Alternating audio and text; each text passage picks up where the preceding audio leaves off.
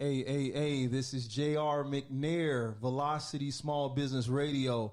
We have some great people here today in the studio, right here in the great place of Buckhead in Atlanta, Georgia. We're excited because I have our first two guests that I'm going to be speaking to today they have a lot of things that they're doing, but a common thread that kind of lies between the two of them is the hair industry. And so, I'm going to have Mr. Harvey kind of start us off and say hello to our guests. Hello to our guests. What's happening? Can we do one more thing? Can we turn that music back on? I just always felt like that feels like an overhead clap song right there. Go ahead, pump it up. Overhead clap. Come on, Dallas, here we go. All right, guys. This feels like that's what happens with that music. Yeah. Exactly. You just point to one side of the crowd and then skip to the other side. Exactly. Overhand clap. Exactly. You make it work. Get the crowd hyped, baby. Hilarious. I'm hyped. I hope you guys are hyped now. No, we are hyped. He's keeping us hype in the studio. And then we have Miss Monica here. Monica, hello. Good evening. Hi. Hi, hello. Yes, and we are so excited, and I have my man D on the ones and twos here. Yes, y'all. Chiba, y'all. You supposed to have You supposed to have one of them buttons. Oh, trust me, I have it. I know you got it. You look like you got it, Doc. He has all the buttons. I know he does. You can't just have all those buttons and not have the button. You know exactly. I know. Listen, we're in the studio, and I wish we're gonna take a picture when we leave here, so y'all get to see the picture. Because Mr. Harvey is in here with this fabulous red coat on, making us feel like we just underdressed for real. And so I'm just loving those enamel pins. Hey man, listen, right on, brother. To the power of the people.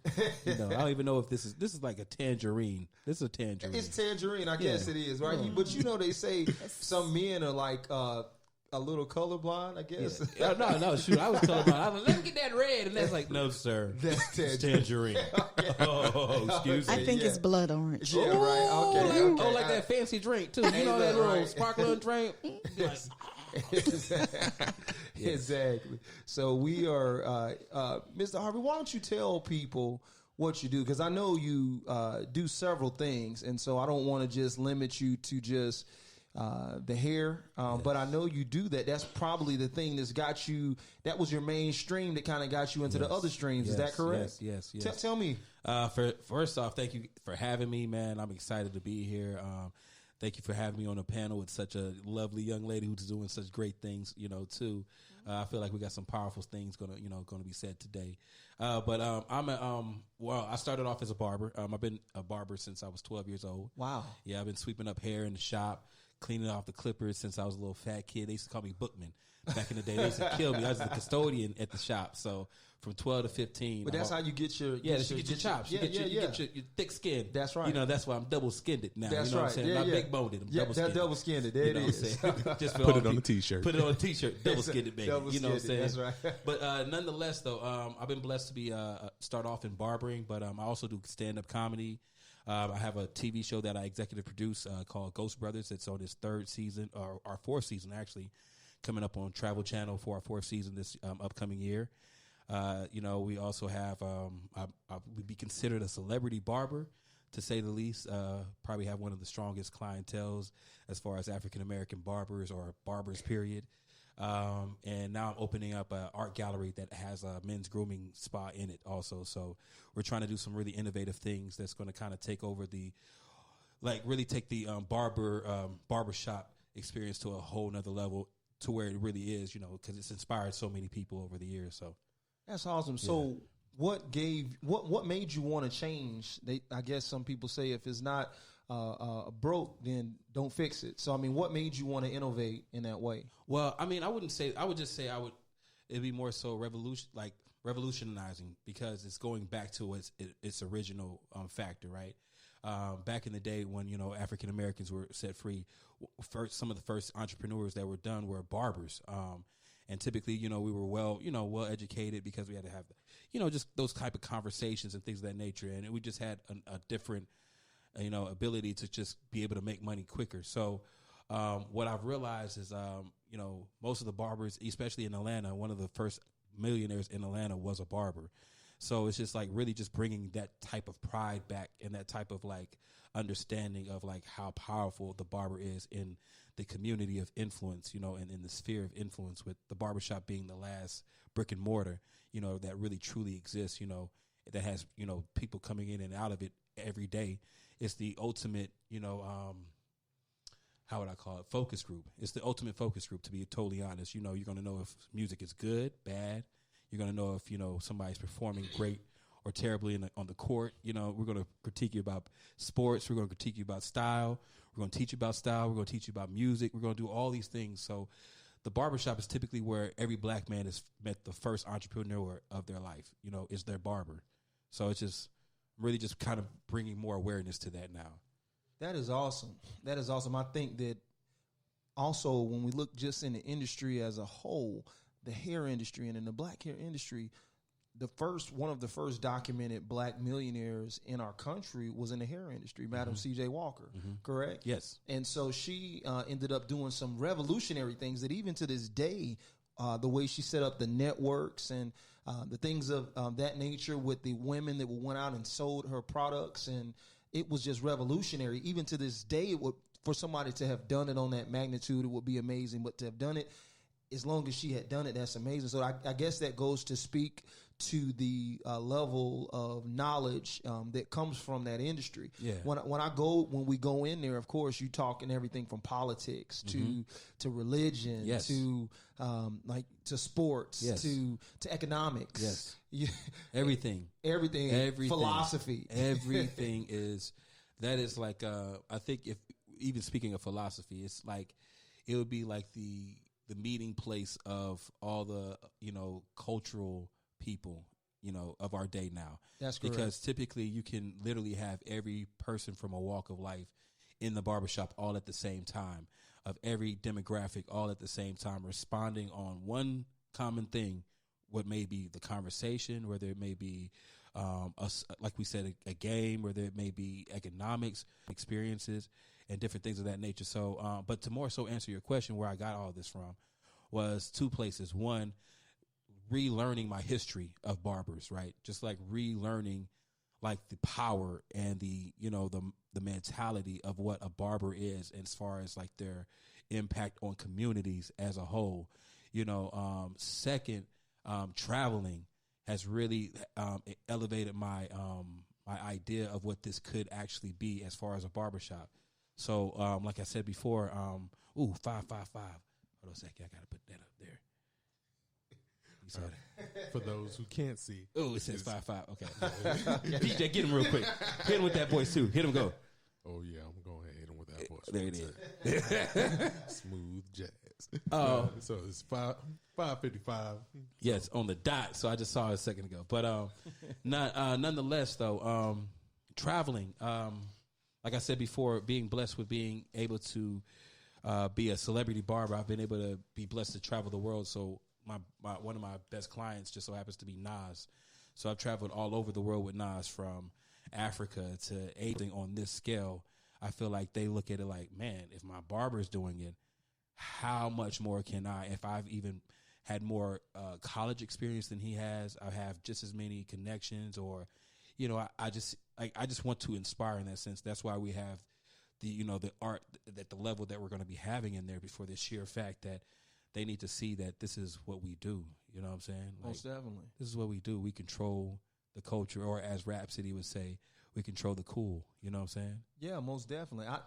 One of the things that, when we were talking about philosophy, when we look at back in Rome and you'd see Socrates and Plato, all these, this is the modern day place where the modern day philosophers would come to speak and debate and what on a lot of those things that are important. I sit down with so many different people from all different backgrounds, dealing in all different professions, from politics to media to any place in commerce. And when you come into a place like a barber shop, you're talking about, you have to be well versed on a lot of different things. You can't just go in there and be able to just speak on one subject, because you might have 20 different subjects that come up within the hour and a half that you're there, or longer, depending on how busy it is.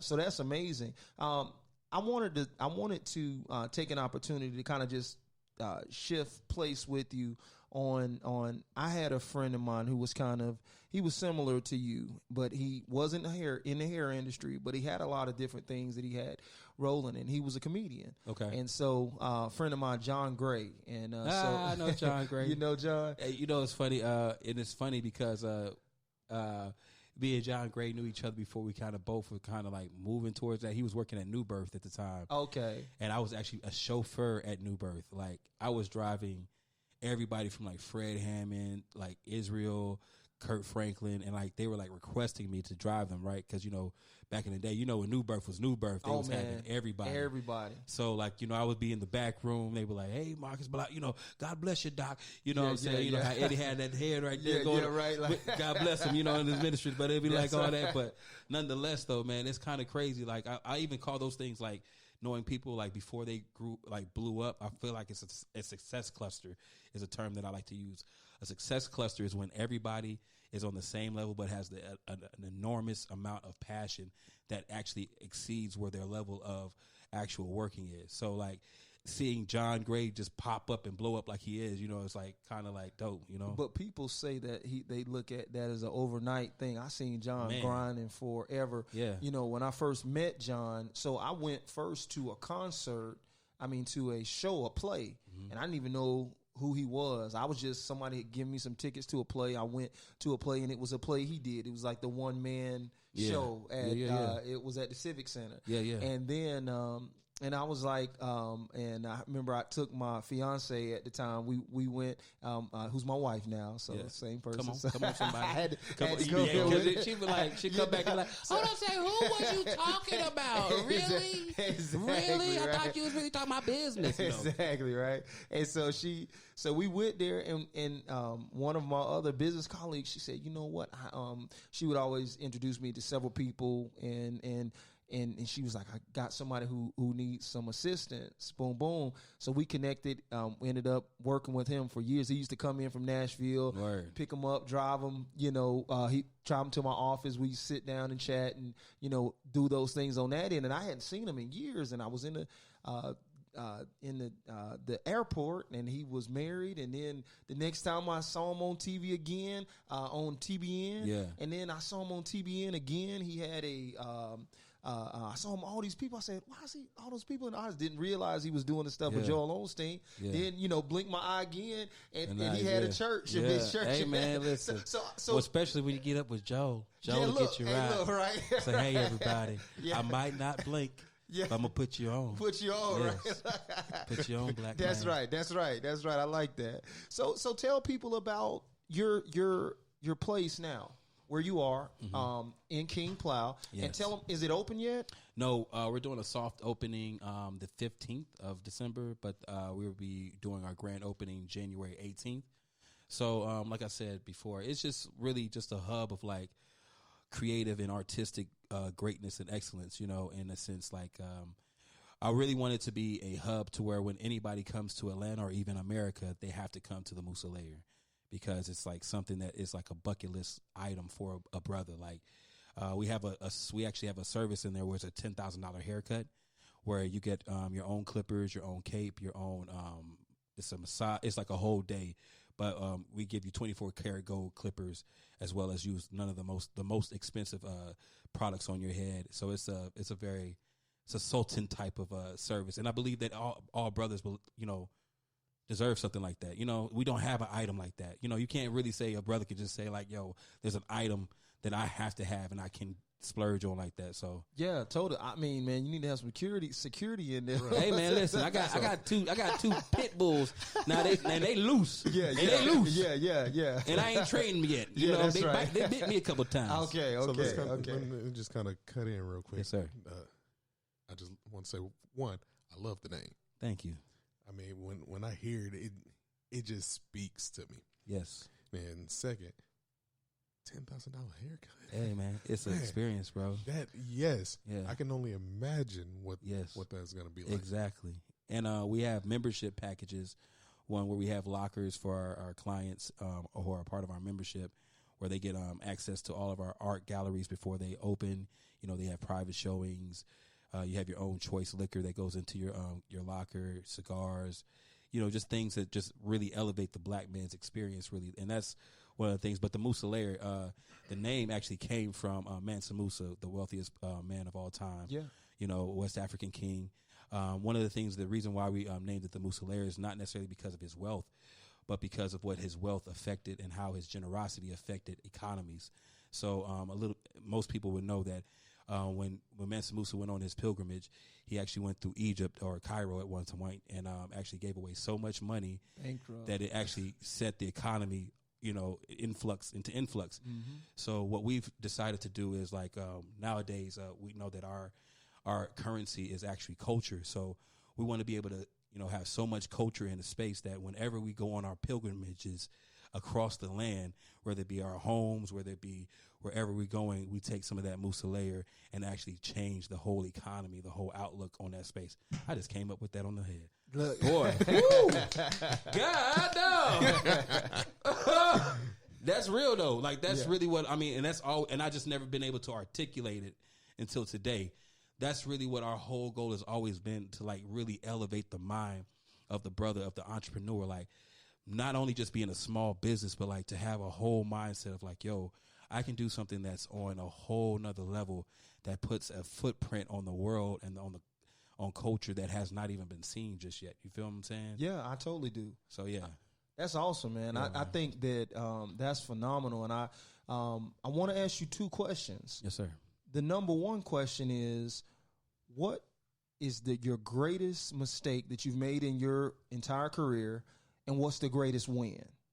Okay. And you can answer them in any order that you like. All right. Okay. I'll answer it like this. My greatest win was my greatest mistake. Okay. So like, by me making the mistake of not being able to protect myself, it allowed me to always protect myself in the future. And in turn, as I was learning how to protect myself, I was able to teach others how to protect themselves, and in turn, like change a whole culture. So one of the things that I did was I didn't even protect my name, even though I knew how amazing it felt. Like I knew that it gave me that, and gives you that type of feeling. You know, it's a Musa, like I said, Mansa Musa. The layer is a retreat for a wounded animal. And as always, we see as black men, we can't even drive sometimes without feeling like we might get wounded. So when you come to the layer, that's the first place that you can actually come to where you feel so secure and actually celebrated and actually pampered in a specific time. You know what I'm saying? So that's why it's the Musa Layer, a retreat for a king. So nonetheless, I just feel like it's just, I mean, it's just, it's a lot, dog. I'm sorry. Yeah, no problem. Yes. No problem. I think that you, when you say protecting and making sure, a lot of people, especially in the black community, don't end up focusing on things that are critical to their business succeeding, like protection, intellectual property, Yes. things of that nature, Yes. even getting your domain. Yes. You know, I just tell people all the time, you know, get your name. If you can get your name, you know, I have jrmcnair.com. Yes. And it's really simple. Nobody else can take that domain name. And it's just simple things like that you can do to protect yourself, because we have personal brands as well as business brands. Yes. And I think you want to make sure that you protect both. Yeah, I've had to pay more to get my brand back as a result of not protecting my brand than I would have just by protecting my brand. So if I would have just got my the LLC and my trademark, and then maybe even done like a 501c3 also to do all my philanthropy type work, then when I did the name, then somebody wouldn't have been able to buy my name and then have it to, like, when I need to go back to get it, sell it to me for like $10,000, $15,000. You understand what I'm saying? Yeah. So it's just like, that's what I say my biggest mistake. But at the same time, I look at that $10,000, $15,000 loss as like, oh, I can do a class that can actually show people how not to go into the same position that I went and actually get more than $15,000. And on top of that, I'm going to just write that off nonetheless. So it's like, I just find like there's no, now in today's life, there's no way to lose. Yeah, no, you're right. The only way to lose is by not doing. Yeah. Like, literally, the only way to lose now is by not doing. Because even if you are doing and you mess up as you're doing, you're still going to get protected by somebody who sees you doing. Yeah, totally. I agree. My thing in that I tell people all the time is business success is about 80% action, 20% planning and education. So you've seen a lot of people in business all the time who don't have a clue and don't have no plan, but they're acting. And because they're acting and they're out there, they're successful. So I always tell people always talk about Peter sinking when he went on the water, when Jesus said, come on the water, and he goes and he sinks. But he was the only one that got out the boat. Only one. He the only one got wet, Doc. Come on, church. So come on, church. So right, look, see, so that's the thing we got to look at. No, take those chances, and I think that's great. So no, well, we appreciate that. That was great, right, guys? Yes, It's yes, awesome. it was. Okay, there it is. So, and we're gonna move. Well, you know, before I move, I would like for people to know, how do they get in touch with you? How can they get in touch with you? Well, you guys can follow me on my Instagram. It's the Marcus Harvey, THE Marcus Harvey, and my links there's pretty much everything that when I work with. I also do work with Walker and Company, Bevel. Okay. So I'm one of the main tool technicians for that situation. So it's just some dope stuff going on over there too. And I also work with a company named Squire. So you'll see a lot of things that I've done, some work with that I've done with them, as well as some of my philanthropy work with Prom Kings that I just got done doing, which is a program that we do with underprivileged young brothers, and actually give them tailor-fitted suits for their prom, as well as makeovers, as well as a 6-week course on communication skills, just being able to express themselves, being able to really talk, and be able to be comfortable with themselves. And it's just a dope little experience. So we're doing a lot of things. So if you could just follow me on Instagram, the Marcus Harvey, and yeah, that's how you got your boy. I like it. So y'all make sure y'all follow him, because he's doing some amazing things, and we want to stay in touch and see all the new things you're about to get into. And catch me next Wednesday at Ron's Chicken and Rocks, where we got 2 chitlin special with one side. Listen, on Tuesdays only, $4.99. Only on Tuesdays. Only on Tuesday. Don't you come up on there on Wednesday, because them chitlins gonna be gone. Are they chitlin tacos? They chitlin tacos. now it's a hard shell, so it may get a little. I don't even want to talk about it. Come on now, get on up here. Come on up here. We got chitlin loafs. Oh yeah! Also check out my show. If you guys want to check out my TV show, it's called Ghost Brothers. Okay. You can just look it up on anything. Just Google it. It's a dope show. You guys will love it. You'll see some interviews from me and my guys from when we were on Stephen Colbert. We was on the Today Show. So we've done some really dope things. So you gotta check it out. Ghost Brothers. It's black folks. Hey, come on, black folks. Support your brother. There it is. I'm the only black man hunting ghost out here. There it is. Besides Jesse Duplantis, and we know he ain't no brother. That just sounds like a brother's name, Jesse Duplantis. I love y'all. Good deal. That's awesome. We appreciate it, and that was great. And yeah, most definitely. And we're gonna roll straight in from there into Monica. Hey, Monica. Don't be scared. Listen, I want to make sure that we know exactly who Monica is and get her situated in there. And I know that she is doing some amazing things in all different fronts. I had an opportunity to meet Monica. She came to one of our Velocity events. She came to Grow Atlanta at the Cobb Galleria Center in October. And I got to meet this wonderful person. We have had the opportunity to work together, and she's doing some amazing things.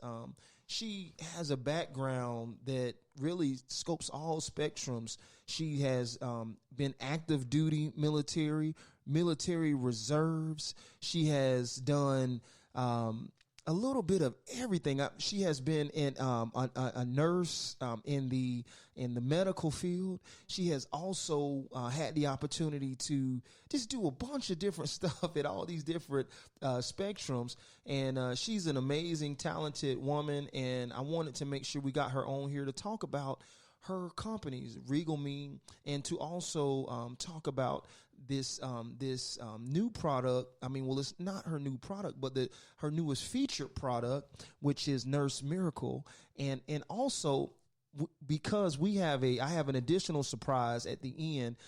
She's actually, we're going to talk a little bit about this new venture that she's going to be doing in the media. I'm going to talk a little bit about that at the end also. But Monica, just tell the people about yourself and, a little bit about your company. Well, I feel like I am on a mission to be a beacon of hope for the masses, wherever they may be. That's right. And eventually, maybe it may expand beyond our world as we know it here in the United States. It may expand, throughout the nation. Because I am the recipient of these products being beneficial. So I'm making products that I feel are beneficial. And specifically Nurse Miracle, this is the one we want to really hone in on, because I feel like this is going to help a lot of people and give them hope. Tell the people what Nurse Miracle is and how does it help people? So Nurse Miracle is a natural product for the hair and beard. And it is a scalp stimulator, and I am the recipient of its benefits because I had severe alopecia so bad until I had to wear protective styles, as we call it. I could not wear my own hair because of the condition of my alopecia. And this was not an episode. This was a condition which lasted for many, many years. Mm-hmm. Most definitely. And what happened at what point? And when did you start developing, saying, you had to tell them about your story and how you actually went through the process of going to these different doctors and. Oh, yes. So, I experienced things from childhood, first of all, thinning hair just from childhood. But as I became an adult and using chemical-based products such as perms and dyes, my hair would break off. Just if you looked at it, it would break off. Oh, wow. So I decided to seek medical attention, and I was advised to get steroid injections. I had a scalp biopsy where they take a plug of your scalp out and take it to the lab and look and see if they can see anything going on a follicular level, which is beneath the skin.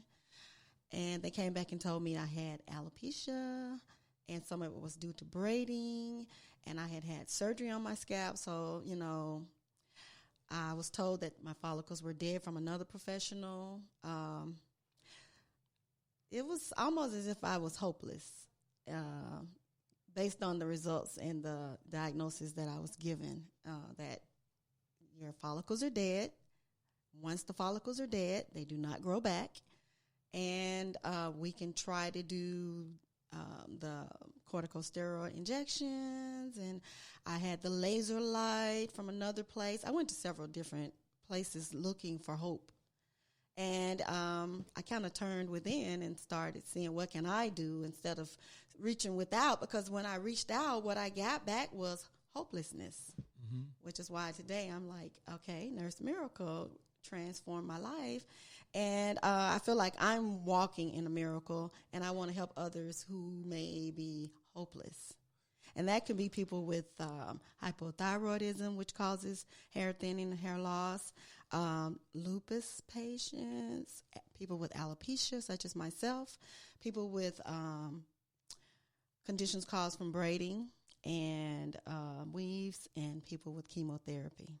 So Nurse Miracle can help all of those conditions. Hopefully, as many people that can benefit from it, I wish them the best. Yeah, So obviously the doctor or the healthcare professional who said that the hair follicles, once they're dead, they can never grow back, or they were false, because I see hair on your head. So I mean, they used instruments, high-tech instruments, like it's a wand that's like a microscope, but they hold it in their hand and they put it up to your scalp.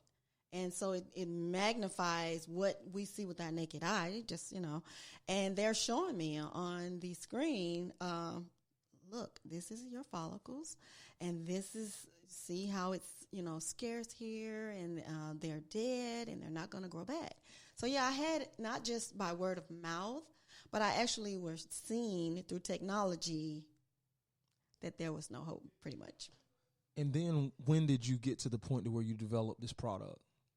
Well, a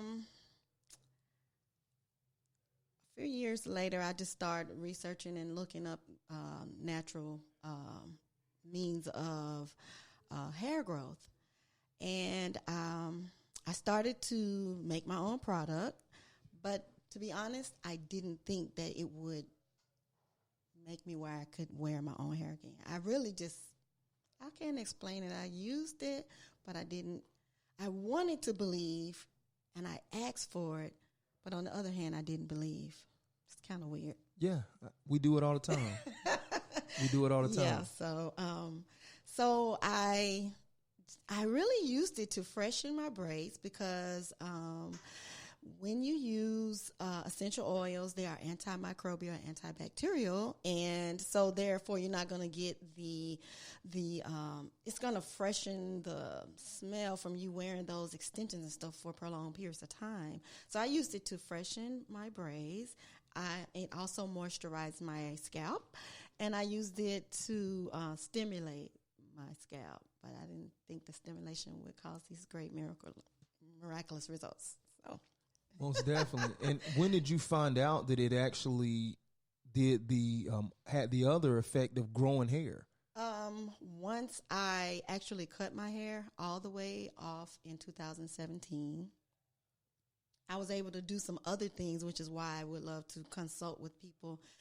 Because if you go in a store or you go online to my products and you buy Nurse Miracle, you don't know these other things that you can do. So I applied manipulation, and I applied moisture, which also includes water. And I did these things kind of like on a ritual-like basis, and that's when I started to see results after I cut my hair, and I was manipulating my scalp. Contrary to popular belief, we're hearing that we have these protective styles, but they're not really protecting us. They're harming us because we're not able to manipulate, we're not able to wash, we're not able to moisturize like we should. So when I stopped doing the protective styles is when I saw results. Oh, wow. Yeah. So, that is a contrarian truth that most of society believes is one way, but it's actually the opposite is true. Mm-hmm. And so they believe that by protecting their hair with extra hair and extra things that it's going to help their hair grow, but it actually ends up doing the opposite. It's an oxymoron because it's not really protecting it. I mean, they say if you don't touch your hair, it grows. If it's dirty, it grows. Well, we all have our different beliefs, and I just don't believe that. Most definitely. For me, it didn't work. It didn't work. No. And so you have this Nurse Miracle product. Who are your ideal customers? Who are the people that you would say, this is my customer, this is who I want to focus on? Who would that be? Well, first of all, as I said when I first started talking, people who will feel hopeless, whatever their condition may be. That's number one. Number two, those who have hypothyroidism, because it's well known that it causes hair thinning, hair loss. Alopecia, that's a diagnosis, and it's just simply hair loss. But some of the medical professionals will say your follicles are dead. Thinning hair, a lot of us experience thinning. Patchy beards. And that's one thing I want to say, too. Guys, listening, this is for you also. I've seen pictures on her Instagram and pictures on her website of men who before they had patchy beards, and then they spray it and they apply it, and within a month they have their beards are filled in, and yes. It's amazing. Yes, and so like I said, a lot of females have the issues around the edges with extensions and the glues that we're using to apply these units, as they call them, or the wigs, and also chemotherapy patients who one physician that I work with told me that when it's chemotherapy, the hair grows back. Well, I actually had an employee, and she's on my website. You can go and see her. Denise is her name. And Denise had chemotherapy, but after a year, her hair did not grow back in a certain spot. And so that's kind of a myth as well, that just because you have chemo, the hair will grow back. Some people still experience patches where it doesn't all grow back. And so chemotherapy patients as well. That is awesome. So in your journey and what you're doing and everything that you have done, what would you say is your biggest mistake that you've made along this journey of entrepreneurship in this genre? I thought about this question when you asked the previous person that was being interviewed. I don't have any regrets. Or what was the question? over your life, what would you Over say? my life. Just period, just in life period. What would you say if you could give some advice to somebody coming behind you? You know, what would be, you say, hey, you know what, I wouldn't, if I could take it back, I wouldn't have done this. What would you say that would be? I don't think I have anything that I would not have done, because everything that I've done has led me to where I am today. Yeah, I get it. I am extreme optimist. So Okay. I really don't feel like there's anything that I should not have done. But I can say, when you search within yourself, and it's okay to give and it's okay to love others, but when you truly love yourself, and I feel like when you love yourself and find yourself, you can do for others, but you can do for others in a greater way when you love yourself. I know Whitney Houston said, it sounds cliche, but I think that is so important to love yourself. A lot of things we do in life, I think we make mistakes, and I can't say I've made a lot of mistakes because I don't think I truly love myself. Sure. And when you internalize and love yourself, and that just sounds so like, how do you love yourself? That's a deeper conversation, but I just think that when you love yourself and you find yourself and you learn to do things that are intuitive, searching within yourself, then you're a greater person for humankind, and you're able to do greater things for others.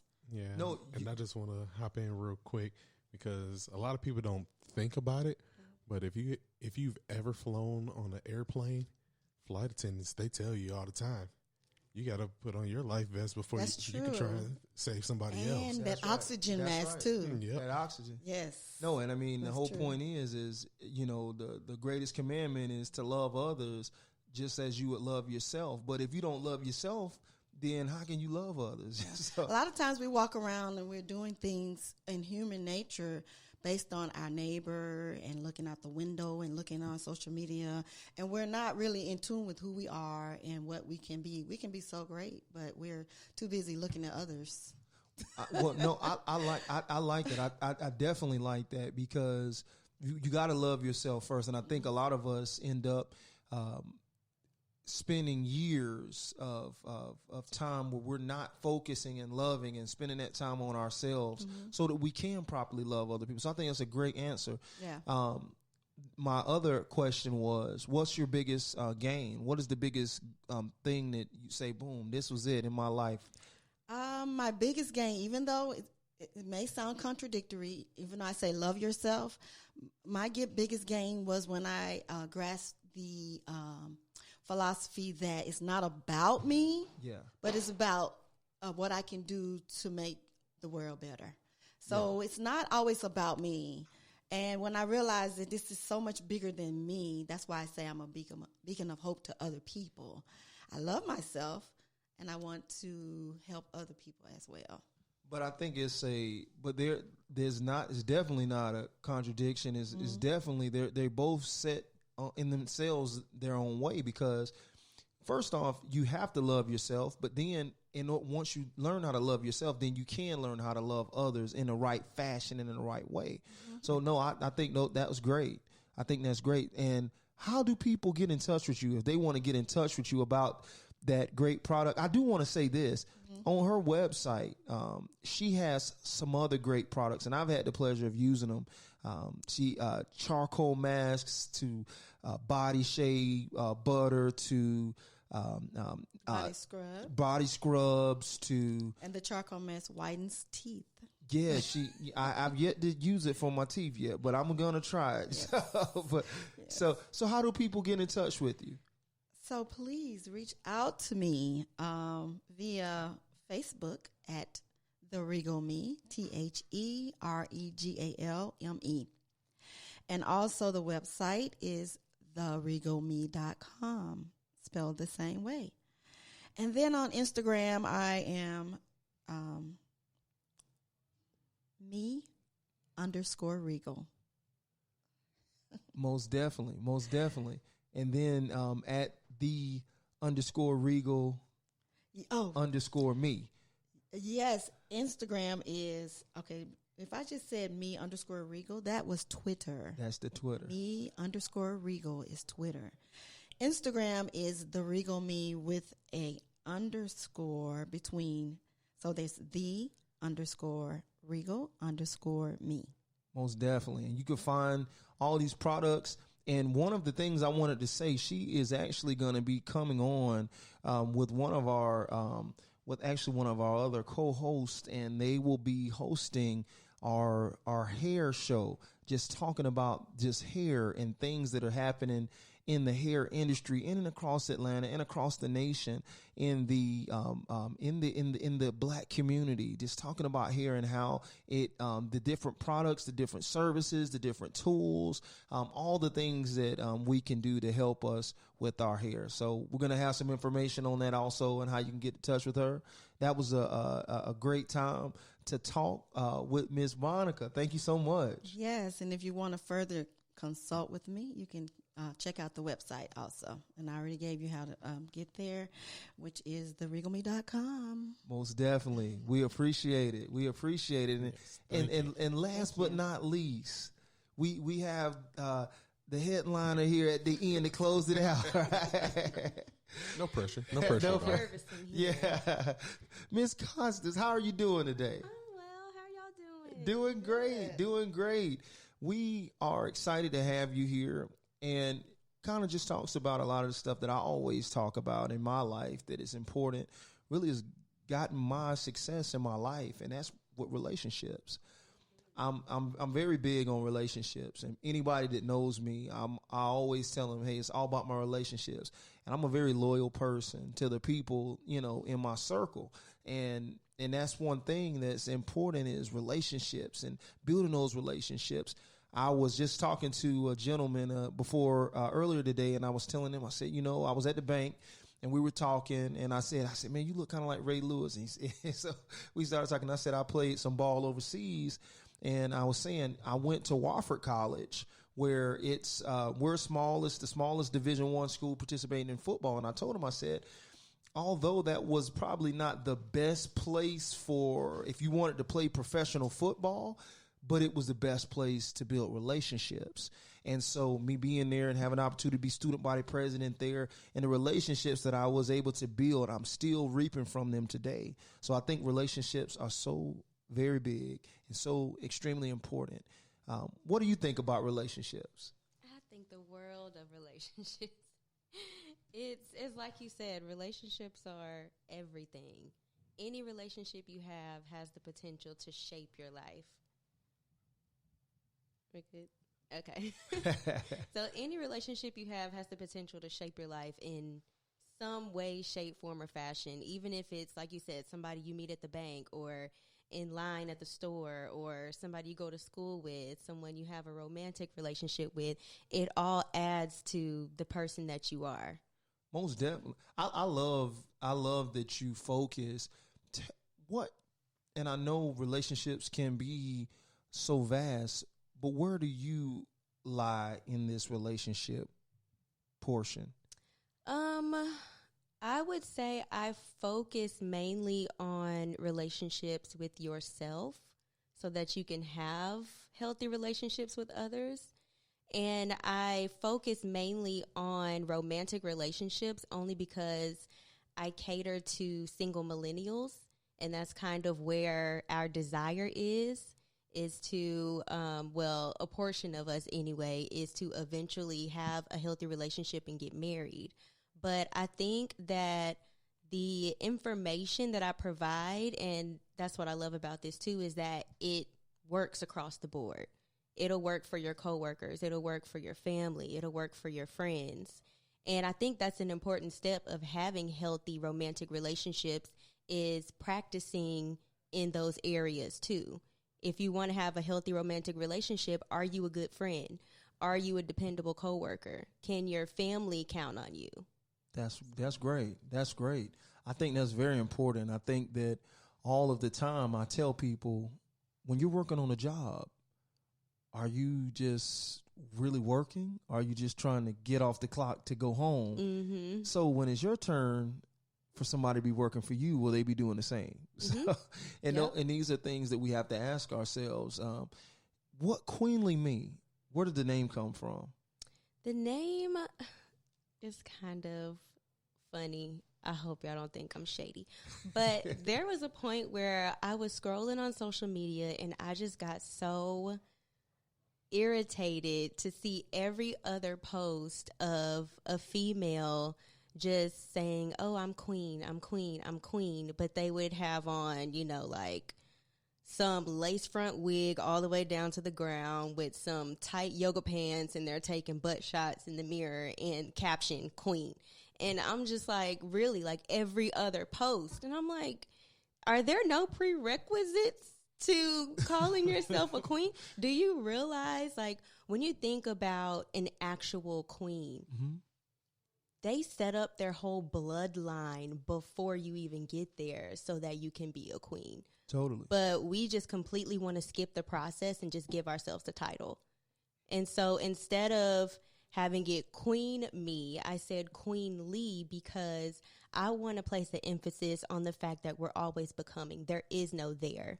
That's right. You never really get to the throne. That's right. It's all about the journey and the process. So I like that. And that's the thing. I think a lot of us, we want what a title represents, but we don't necessarily understand what it means to have that title. And I think it's whether that is in a relationship, whether that's if you're a mother, if you are a father, if you are a wife or a husband, these are titles that these aren't things that were thrust upon us. Those are things that, now, being a son or a daughter, you're born into whatever household you're born into. But anytime you interact in the fact of going into relationships with others, to whether that's a romantic relationship, whether that's a business relationship, whether that is in a relationship that you have with your child, these are things to where we're in those roles, mm-hmm. and we have those titles. We have to understand the importance of those titles, mm-hmm. the importance of those roles. So I think that's extremely important. If we're going to call ourselves kings, we should act like kings. Yeah. If we're going to call ourselves queens, we should act like queens. Yeah, so, that's all I'm saying. That's right. That's right. And I like that. I think that is great. So tell me some background. What made you get to the point of wanting to even do this? Was it something you've always dreamt of, or where did this come from? For as long as I can remember, this was back in the day when there were no rules, but my parents worked a lot. So sometimes I would have to go with my sisters everywhere. They would have to take me to school with them. They would have to take me on their dates. And I would just remember, like, I pretty much didn't say a word, but I was very observant. So I always, like, if I was in my sister's high school classroom with her, I would sit back and try to figure out, my little 3-year-old self, who likes who, and what's the difference in him reacting to her and him reacting to her? Oh, he must like her. That's why he did this differently. And I always was interested in relationships for as long as I can remember. When I was 10 years old, I decided I want to be a psychologist because I want to learn why people do what they do. Yeah. And I never, ever changed my mind. I have my master's now in psychology. But, for as long as I can remember, I've just been interested in relationships. But sometimes the enemy will use your purpose against you. Sure. And for a long time, I made my relationships my identity. Mm-hmm. And that caused me to just go in a downward spiral for it was a long, slow downward spiral. Wow. I made my, when you make your relationships your identity, you can imagine what that does to a person to be in the wrong relationship with the wrong person for so long. Mm-hmm. I was in 2 back-to-back toxic relationships. One of them lasted for 5 years. One of them lasted for 3. And I got to a point where I was so depressed. I was on the brink of suicide. I became a full-blown functioning alcoholic. Nobody, even the closest people to me, didn't even realize that I was struggling inwardly. And during the point where it should have been like the pinnacle of my life, I graduated summa cum laude with my master's degree, and I should have had the world at my fingertips, and I couldn't have felt more worthless. That's right. And so I ended my relationship, moved back in with my parents because we were shacking up, and just got myself together. I got a job as a teacher at that time. And I'll be 3 years sober next month. All right. Congratulations. Thank you. And life was good. I was going on about my merry way. And then God just kept challenging me like, okay, you went through all this stuff. You learned all these lessons. You have all this wisdom. What are you going to do with it? You're just going to keep it to yourself?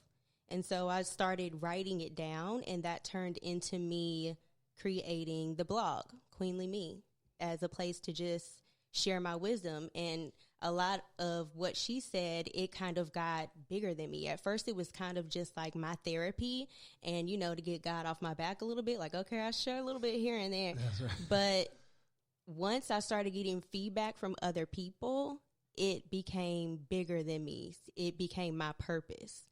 So purpose is important. It's so important. I have, I think that the purpose of adults and parents is to make sure that they can help to figure out what their child's purpose is as early as they can, mm-hmm. And help to cater to that purpose. Mm-hmm. If you find that your child is gifted in this or gifted in that, or cultivate that as early as you can, and it doesn't have to be something where, I'm not saying to be in there like the Jacksons. But I was just about to say, don't go Joe Jackson. But look, he also produced 2 of the best entertainers in the world and a musical family. So I don't know his methods, but I'm sure there was a better way. Yeah, but you never go full Joe. He said that you never go full Joe. You never go full Joe. Just take the theory and then you never go full Joe. Okay, I had to remember that. But yeah, I mean, I think it's very important. We see all of these what do you call them? Personality tests, Myers-Briggs mm-hmm. tests, things like that helps you to kind of really understand a lot about yourself. Mm-hmm. And I think that's important, understanding yourself. And I always tell people, it's not us trying to find or look and see what we're supposed to be doing. It's just really finding who we are, because mm-hmm. within us, it's going to show us, hey, this or that. Yeah. And that's great. That is important. Tell us some a key to having a successful romantic relationship. Well, we operate from the premise. When I say we, I mean the Queenly Me, and I call them the royal family. Okay. So it's a democracy here. They're my partners. Okay. But we operate from the premise that successful relationships are made up of successful singles. Mm-hmm. So whatever life you're cultivating as a single, that is going to be multiplied whenever you get into a relationship. So what you want your relationship to be is what you need to be before the relationship gets there. Mm-hmm. So it's a lot like what you said. You need to figure out who you are and be what I like to call a successful single. So that's basically just becoming self-aware, becoming aware of what your issues are and dealing with that, dealing with your past, pursuing your purpose and pursuing wholeness just within yourself. And then once somebody else comes into your life, you have a better understanding of who you are, so that all you have to do is communicate that to them, and focus your efforts on understanding who they are. A lot of the discord in relationships happens when we don't feel like we're being understood. So instead of being a team and I'm looking out for you, you're looking out for me, we're too busy trying to get you to understand my side, when we really didn't take the time to get a full understanding of ourselves in order to effectively communicate that. So I think just being a successful single, you're going to have a successful relationship. There's no way around it. That's great. I like that. And once again, it gets back to us looking at ourselves, building up ourselves, getting ourselves right. There's no way around it. There's no way. I tell people all the time, people, they come and they say, man, they had this checklist. I want a guy, he needs to be 8 feet tall and muscles like Arnold Schwarzenegger and he needs to have an IQ like Elon Musk and all of these things. Yeah. And I always have to say, but does he want you? Yeah. Are you the type of person that he wants? Right. And Yeah. it's like, are you the type of person to where when he walked in a room, he would say, that's my girl? Yeah. Or better yet, everything on your list, is that something you could check off for yourself? Exactly. You got to be the person that you want to be attracted to you. That's correct. I think that's very important. So now I'm going to ask you the same question that I asked all of my guests. Mm-hmm. What was your biggest mistake in your life? And then what was your biggest gain? What was your biggest thing that you say, boom, that was it? What would that be? My biggest mistake. Now, this is going to be real specific. So, when I was in my 5-year relationship, there was a time that I broke up with him and he proposed to me. And at the time, he lived across the country. Mm-hmm. And so, he proposed to me and I moved across the country to be with him. When I got there, he not only broke up with me, but he questioned why I ever thought we were ever in a relationship to begin with. So my biggest mistake was probably putting my life and my goals on hold for someone else. That's right. My biggest gain would probably be when I got serious about figuring out what my purpose was. Mm-hmm. There was a point when I was trying to end my downward spiral that I really just sat and thought about everything I had been through. And although things were bad, they could have turned out worse. Mm-hmm. And I kind of questioned, like, how did I make it out of that? Like, mm-hmm. there were so many times where my life should be over by now in a tragic way. So right. Why am I here? And God spoke to me and said that my purpose was my life insurance. And so I went through maybe like a 6-month journey where I really was just asking myself questions and figuring out what I was good at. And I really kind of just cut myself off from everything and everyone and just had that time with me and God so that he could really speak to me about what my purpose was. So that's probably my biggest gain, because it just completely turned my life. Just that 6 month, that 6 month period just completely transformed everything. That's amazing.